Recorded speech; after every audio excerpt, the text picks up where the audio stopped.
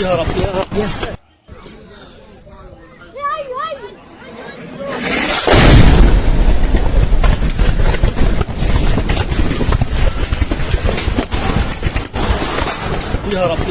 A magnitude 6.8 earthquake rocked the northern foothills of the Himalayas near one of Tibet's holiest cities on Tuesday morning, Chinese authorities said.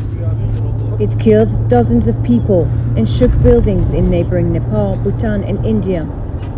The quake's epicenter was in the rural county of Tingri, according to the China Earthquake Network Center. The area is known as the Northern Gateway to the Everest region. China's state-run television said that at least 130 people were injured on the Tibetan side. Chinese President Xi Jinping called for all-out rescue efforts. More than 1,500 local firefighters and rescue workers have been dispatched to the affected areas, China's Xinhua news agency reported. It added that some 22,000 items, including tents, coats, quilts and beds, have also been sent to the quake-hit region. Southwestern parts of China, Nepal and northern India are frequently hit by earthquakes caused by the collision of the Indian and Eurasian tectonic plates.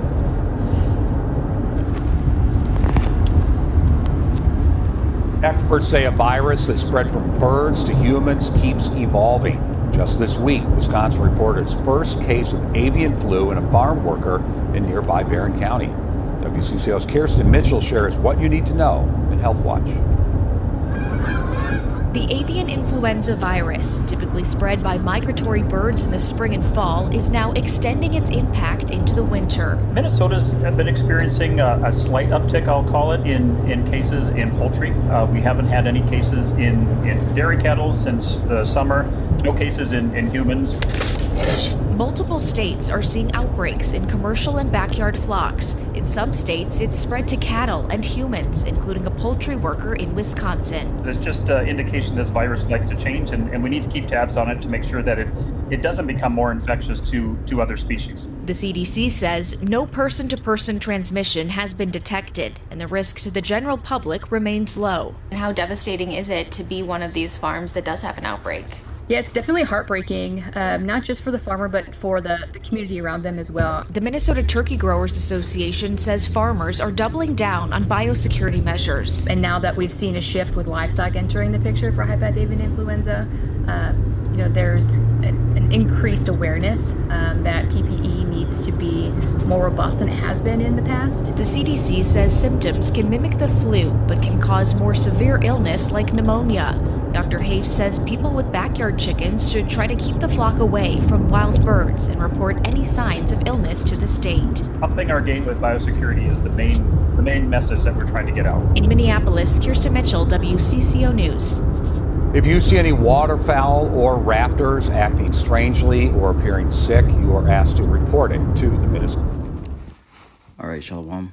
Brother Kabab back with the GMS lesson. GMS keep pushing. Before I go any further, I give all praise, honor, and glory to the Heavenly Father's only begotten Son, Yahweh, Bahashem, Yahweh Shai, Bahashem, Rakak Wadash. Double honors to our apostles and elders, a great millstone for teaching us His truth, according to the Bible and rule well. And now Shalom, not a sincere Akim throughout the four corners of the earth, pushing His truth through diligence and sincerity and in charity. And now Shalom to all you sincere followers, believers of Yahweh, Bahashem, Yahweh Shai. Not just hearers of the word, but doers as well. You men, women, and children, the hopeful elect. Shalom. And as you can see from the screenshot of the lesson, Jake is worrying about balloon popping and celebrity relationships when real things are happening in the earth, and those real things are prophecy. All right, prophecy, which means to say before, and the men of the Lord are giving you the warning, giving you the prophecies according to the Bible. Okay, start with I had apostles and elders and bishops, all right, of Great Millstone and down, brothers that are affiliated. This is 2 Ezra chapter 9, verse 1. He answered me then and said, measure thou the time diligently in itself, and when thou seest part of the signs pass, which I have told thee before, then shalt thou understand that it is the very same time wherein the highest will begin to visit the world which he made. And the Lord visits the earth through judgments, man. That's one thing people don't understand. I got the news on right now, and they're talking about the bird FLU, which could be the spark to this next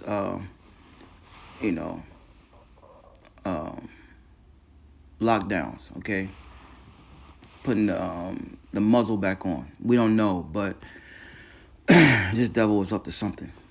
All right, but these are all signs.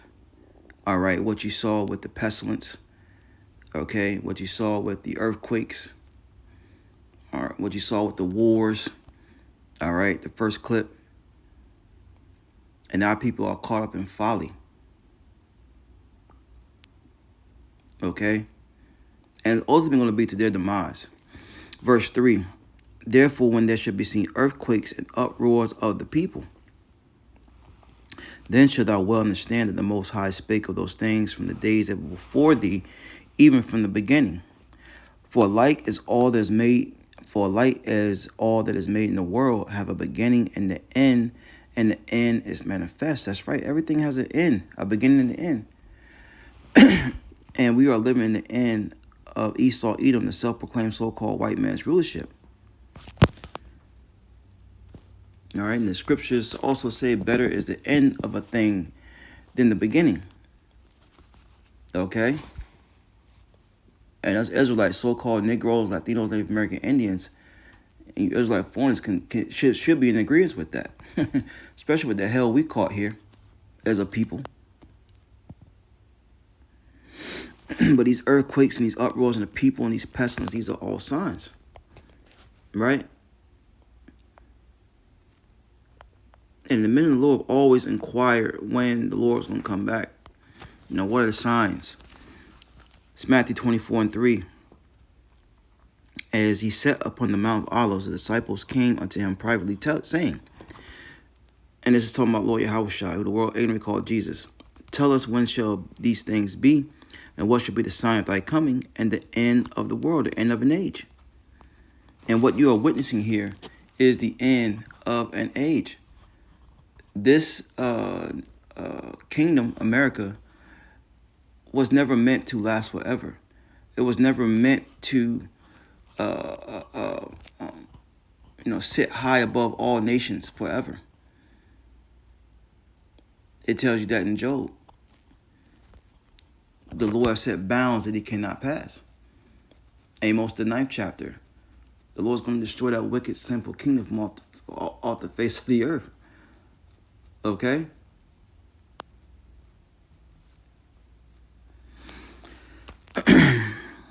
And verse 4, Matthew 24:4, and Yahushua answered and said to him, them take heed that no man deceive you. For many shall come in my name, saying, I am a Mashiach, and shall deceive many. And ye shall hear of wars and rumors of wars, see that ye be not troubled. For all these things must first come to pass, but the end is not yet. For nation shall rise against nation, and kingdom against kingdom. And the reason why these things, the end is not yet, because World War III has to be in effect. The hour of temptation has to be in effect. Okay? Revelation 13, if you don't have that C-hip, okay? If you don't have that MOTB, and we're speaking in code, and for you new listeners, you'll figure out what that means. All right? But we gotta speak in code because they'll take these videos down. All right? The MOTB, Revelation 13-16. You're not gonna be able to buy or sell unless you have that MOTB, that C-hip. All right? But guess what? According to Isaiah 65, all right, around the 12, 13 verse, the servants of the Lord are going to eat. All right? So, verse 7, Matthew 24:7, for nation shall rise against nation, and kingdom against kingdom, and there shall be famines.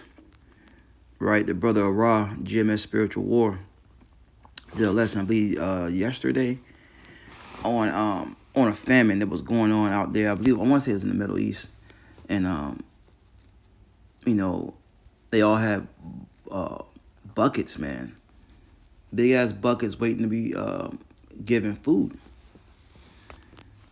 How much more when it hits a nation, a kingdom that is used to food at the snap of a finger, who are gluttonous, okay?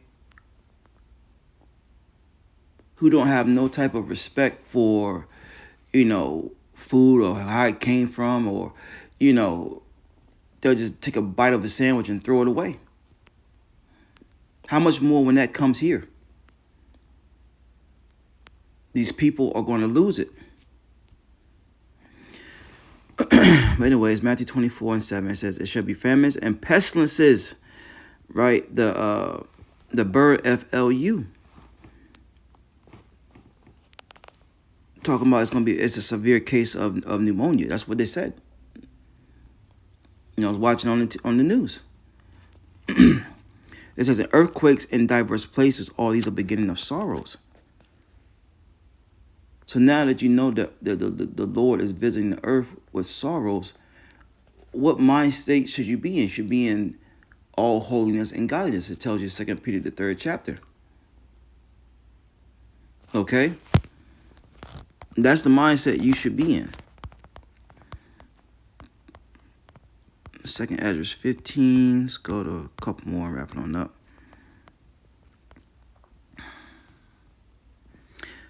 And 24. Woe to them that sin and keep not my commandments, saith the Lord. Sin is transgression of the law. When you're going against what Yahweh when you're going against what Yahweh has prescribed for you, right, as a so-called Negro, Latino, Native American Indian. It says, verse 25, for an example, idol worshiping. Worshiping these false gods, yourself, your woman, money, okay, Allah. That's a major one amongst Jake. JC, okay. Your diet, eating shellfish, pork. The list goes on. It says, woe means destruction. Verse 25, I will not spare them. Go ye your way, ye children, from the power, defile not my sanctuary. For the Lord knoweth all of them that sin against him, and therefore delivereth he them unto death and destruction. And through these prophecies, that's how our people are going to perish. All right. Here it is. There's wars, there's bombs being dropped all over the place. There's famines all over the place. There's pestilence all over the place. And here it is. Our people are in a state of mirth. All right. What the scriptures tell you, it's better to go to the house of mourning. I need to hurry up. But, hey, I'm going to let Spirit do what it do. Ecclesiastes 7:2. It's better to go to the house of mourning than to go to the house of feasting. For that is the end of all men, and the living will lay it to his heart. That's right. Sorrow is better than laughter, for the sadness of the countenance of the heart is made better. That's right, man. You're more on point. When you're in laughter, you're in a state of having your guard down. Good times, and we're not living in a time of good times. There's a time for peace and there's a time for war. We're living in a time of war. We're living in times of woes. We're living in times of destruction. Ecclesiastes 7, for the heart of the wise in the house of mourning, but the heart of fools in the house of mirth. Right. Pop the balloon challenge. Celebrity relationships. All right. The things of this world, it doesn't matter. Last verse 6. It is better to hear the rebuke of the wise than for a man to hear the songs of fools.